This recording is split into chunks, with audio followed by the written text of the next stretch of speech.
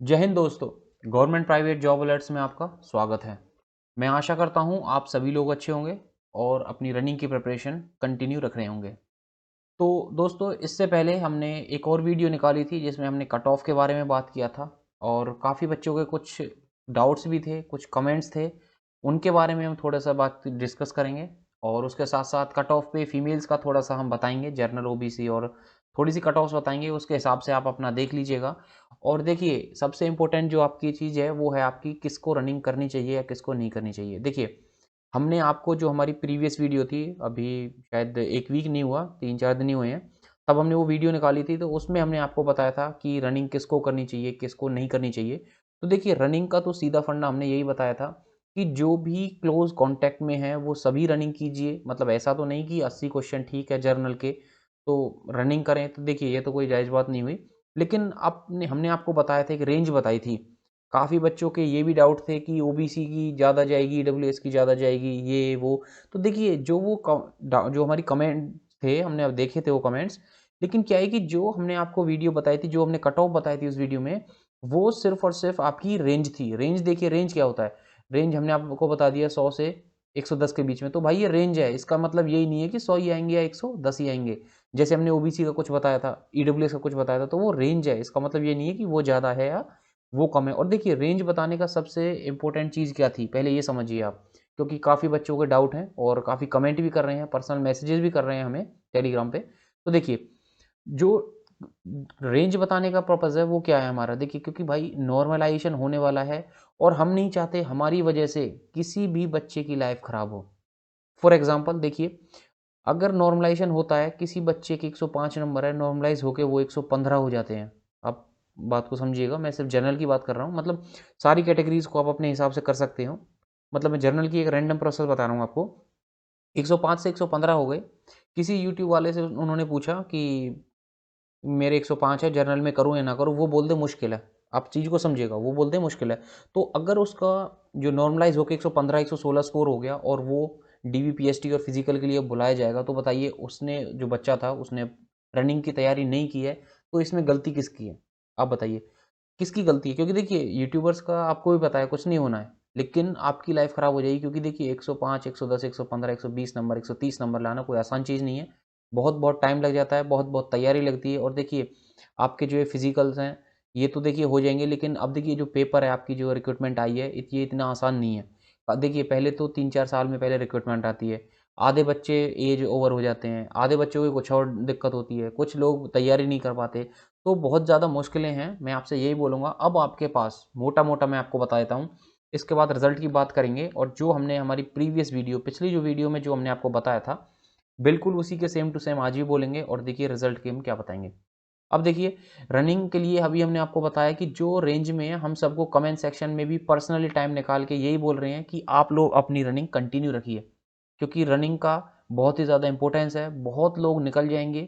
जैसे कि एक और कमेंट्स था, थोड़ा सा रैंडमली याद है। वो बोल रहे थे कि 130 वाले, 125 से ऊपर वाले वैसे ही फिजिकल में आउट हो जाएंगे। तो देखिए, ये टाइम आप लोगों के लिए ही है। कितने आउट होंगे, कितने नहीं होंगे, वो आपके ऊपर है। कितनी प्रिपरेशन आप करते हो, कितनी नहीं करते। हम तो सबको यही बोलेंगे कि अपनी फिजिकल कंटिन्यू रखिए। उसके बाद अब देखिए, बात करते हैं कब तक आ सकता है रिजल्ट। रिजल्ट के बारे में बात करते हैं। शायद आपने यूट्यूब पे भी देखा होगा, और अगर आपने हमारी पिछली वाली वीडियो देखी है तो ठीक है, नहीं देखी तो एक बार देख लीजिएगा। उसमें हमने कट ऑफ्स के बारे में ही बताया है और थोड़े से अच्छे से समझाया है चीज़ों को। उसके बाद देखिए, हमने क्या बोला था, रिजल्ट कब आ सकता है। उस वीडियो में भी हमने आपको यही बताया था कि आपका जो रिजल्ट है वो लास्ट वीक ऑफ फेब और फर्स्ट वीक ऑफ मार्च में आने के पूरे पूरे चांसेस हैं। अब आप पूरे यूट्यूब पे यही चीज़ देख लीजिएगा। अभी पिछले 2-3 दिनों से जब हमने वीडियो डाली है, उसके बाद से यही चीज़ सर्कुलेट हो रही है, यही चीज़ घूम रही है कि रिजल्ट अब आएगा, ये होगा, ये होगा। और देखिए, वो वीडियो हमने काफ़ी पहले बना दी थी, आप देख लीजिएगा। 1-2 दिन बाद तो वो हमने अपलोड की थी।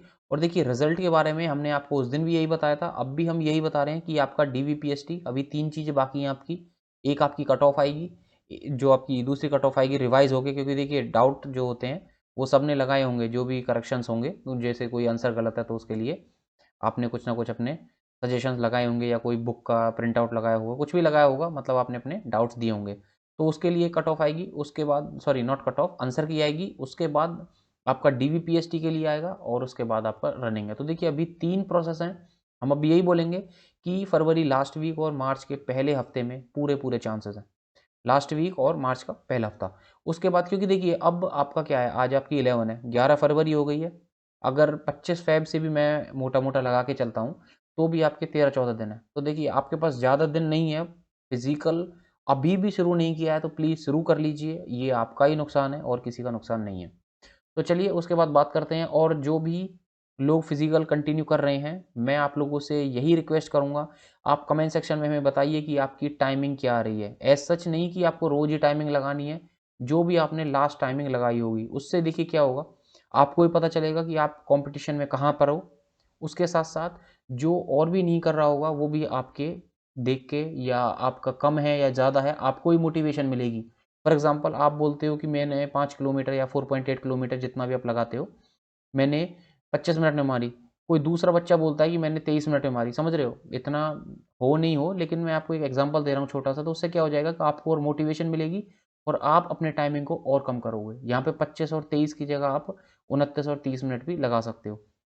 अब देखिए उसके साथ नॉर्मलाइजेशन का बड़ा खेल, जैसे कि हमने आपको अभी समझाया कि नॉर्मलाइजेशन से क्या क्या होने वाला है।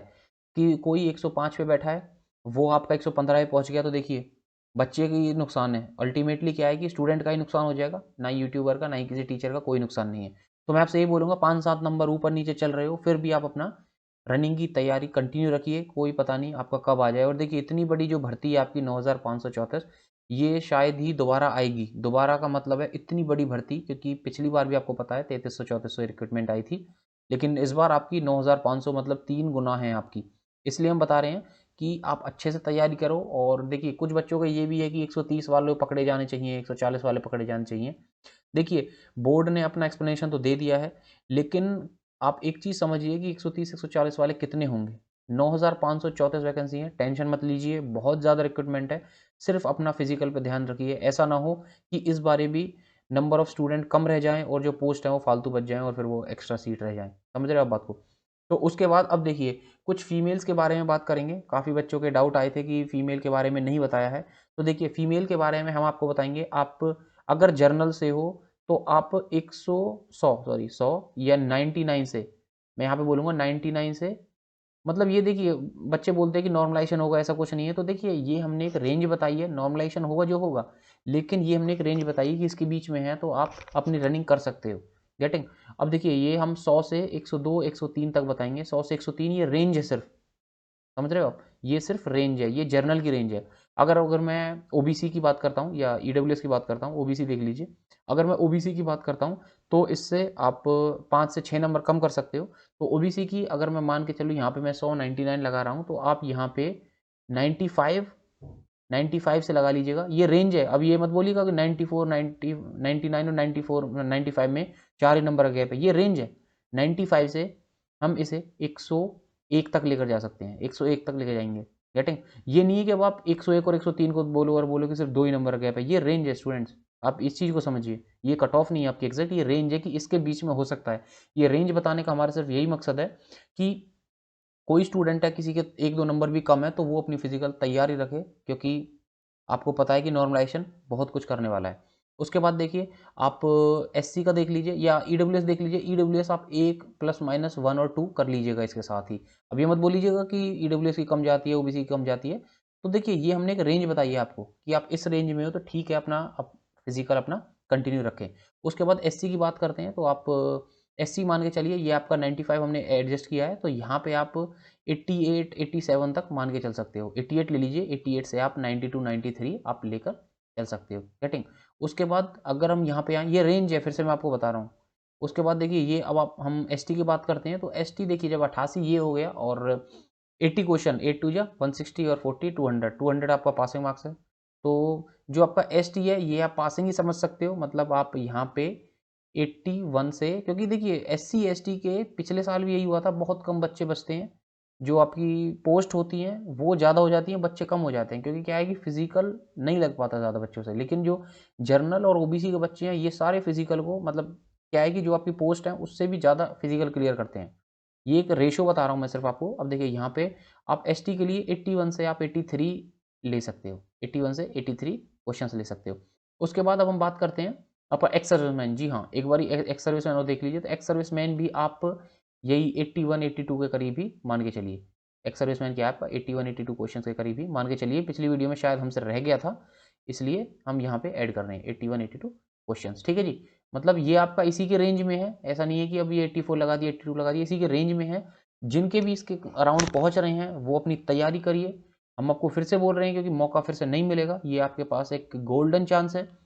आपको सिर्फ क्या करना है, सिर्फ अपनी फिजिकल के लिए रनिंग आपको कंटिन्यू रखनी है। और देखिए हमने आपको क्या बताया, एक इसके साथ साथ अब जो फीमेल्स हैं जिनको भी डाउट थे, जो भी पूछ रही थी, 99 ये हमने जनरल के लिए बताया, ये आपकी 98 भी हो सकती है, ऐसा नहीं है कि फिक्स ही हो गया है। लेकिन हम आपको यही बोलेंगे कि आप अपने जो मार्क्स हैं वो कमेंट सेक्शन में बताइएगा, जिससे और भी स्टूडेंट्स को पता चले और हम थोड़ी सी और एक्यूरेटली अपनी जो कट ऑफ है वो निकाल सकें।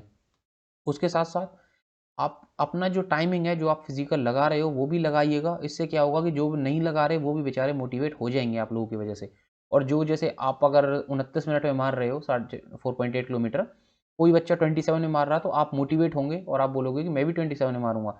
उससे क्या होगा, आपको एक मोटिवेशन मिल जाएगी। गेटिंग?